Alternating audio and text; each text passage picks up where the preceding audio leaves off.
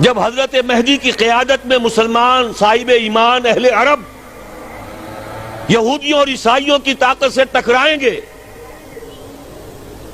تو ان کی مدد کے لیے دو جانب سے اللہ تعالیٰ کچھ بھیجیں گے مدد. ایک تو آخری مرحلے میں مدد آئے گی حضرت مسیح عیسیٰ ابن مریم کا نزول، جو یہودیوں کی طرف رسول بنا کر بھیجے گئے تھے. انہیں یہودیوں نے اپنے خیال میں سولی پر چڑھا دیا، لیکن اللہ نے فرمایا وما صلبوہ وما قتلوہ ولکن شبہ لہم بل رفعہ اللہ الیہ. اللہ تو اپنی طرف اٹھا کر لے گیا. اور احادیث صحیحہ جو کہ ہمارے ہاں متواترہ کے درجے میں ہیں، وہ احادیث جو صحیحین کی ہیں، ان سے ثابت ہے کہ حضرت عیسیٰ ابن مریم دوبارہ زمین پر آئیں گے. اور یہودیوں کا سب سے بڑا سرغنہ جو خود مسیح ہونے ہی کا دعویٰ کر رہا ہوگا، مسیح الدجال، اسے حضرت مسیح قتل کریں گے. لیکن ایک دوسری حدیث سے معلوم ہوتا ہے کہ مشرق سے فوجیں آئیں گی حضرت مہدی کی مدد کے لیے. یخرجون ناس من المشرق یؤدون للمہدی یعنی سلطانہ. مشرق کی طرف سے فوجیں آئیں گی کہ جو مہدی کی حکومت کو مستحکم کریں گی. خراسان کا لفظ آتا ہے ایک دوسری حدیث میں. خراسان سے سیاہ عالم چلیں گے، انہیں کوئی نہیں روک سکے گا یہاں تک کہ وہ یروشلم میں جا کر رسم ہو جائیں گے. اور حضور کے زمانے میں اچھی طرح سمجھ لیجئے، ہند کسے کہتے تھے حضور کے زمانے میں؟ پاکستان ہند میں شامل نہیں تھا. سندھ و ہند، سندھ ایک مکمل ملک تھا، ہند اس کے بعد شروع ہوتا تھا. یہ راجپوتانے کا اور تھر کا ڈیزرٹ جو ہے، اس سے آگے جو ہندوستان ہے وہ ہند تھا. یہ جو ہمارا پاکستان ہے یہ ہمیشہ ہند میں شامل نہیں رہا. حضور کے زمانے میں بالخصوص سندھ و ہند، دریائے سندھ چلا آ رہا ہے.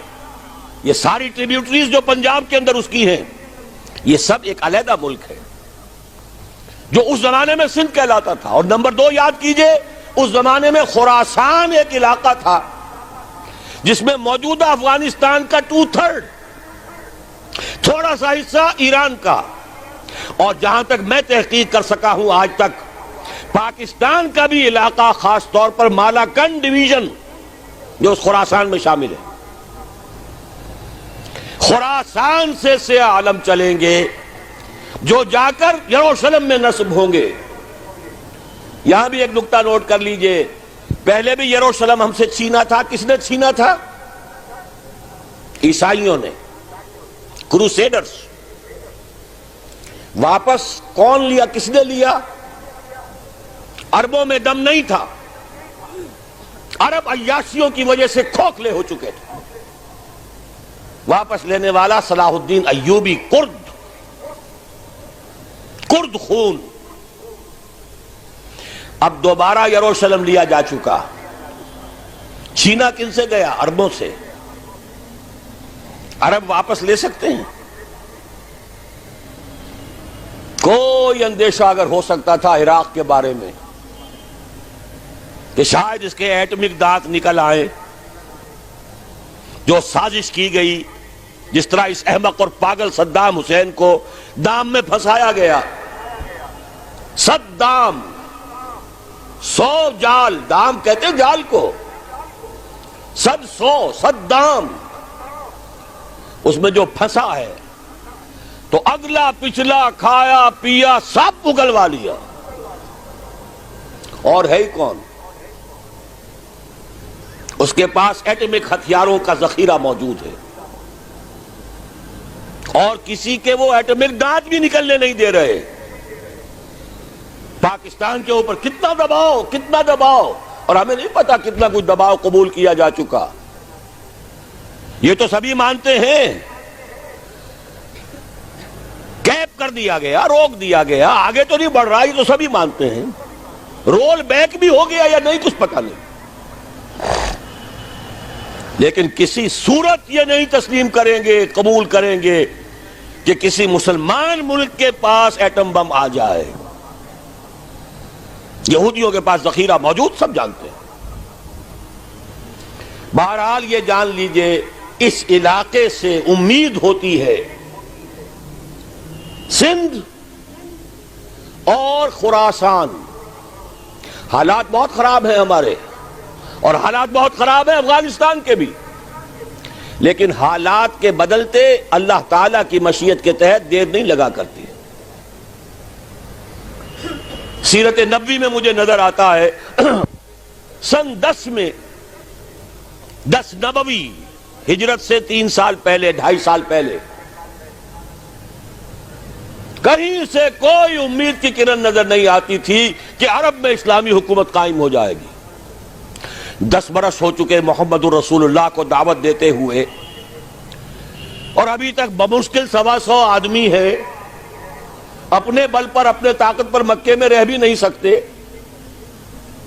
کیسے ہو جائے گا؟ کہاں سے ہو جائے گا؟ میں آج پوچھتا ہوں، کوئی شخص بتائے کہیں سے کوئی امید کی کرن اس وقت نظر آتی ہے؟ اس ماحول میں لے جائیے. اگلے 3 سال میں کیا ہو گیا؟ پہلے سال 6، اگلے سال 12، اس سے اگلے سال 72، اور بیعت عقبہ ثانیہ ہجرت، اور وہاں سے اب حضور کی طرف سے انیشیٹ شروع ہو گیا، انیشیٹو. تو ہم نہیں کہہ سکتے اللہ تعالیٰ کی قدرت، اللہ کی مشیت. یہ یقین ہے کہ دنیا کے خاتمے سے پہلے نظام خلافت قائم ہوگا، اور تمام دنیا میں ہوگا. ظاہر ہے کہیں پہلے کسی ایک جگہ سے ہوگا، جیسے حضور کے زمانے میں ہوا. اگر بیک وقت پوری دنیا میں ہو سکتا تو حضور کے دست مبارک سے ہوتا. اگر حضور کے دست مبارک سے بھی ایک ملک میں ہوا، جزیرہ نما عرب میں ہوا، پھر حضور کے امتی ہیں نا، ابو بکر ہیں، عمر ہیں، عثمان ہیں، صحابہ کرام کی فوجیں نکلی ہیں، امتی ہیں. امتیوں کے ہاتھوں اس کی توسیع ہوئی. اب بھی یہی ہوگا، کسی ایک علاقے میں ہوگا. میرا گمان ہے، میں یہ یقین سے نہیں کہہ سکتا. گمان بھی میرا ان احادیث کی روشنی میں ہے جو میں نے آپ کو بتا دی اور موجود ہے اس کتابچے کے اندر.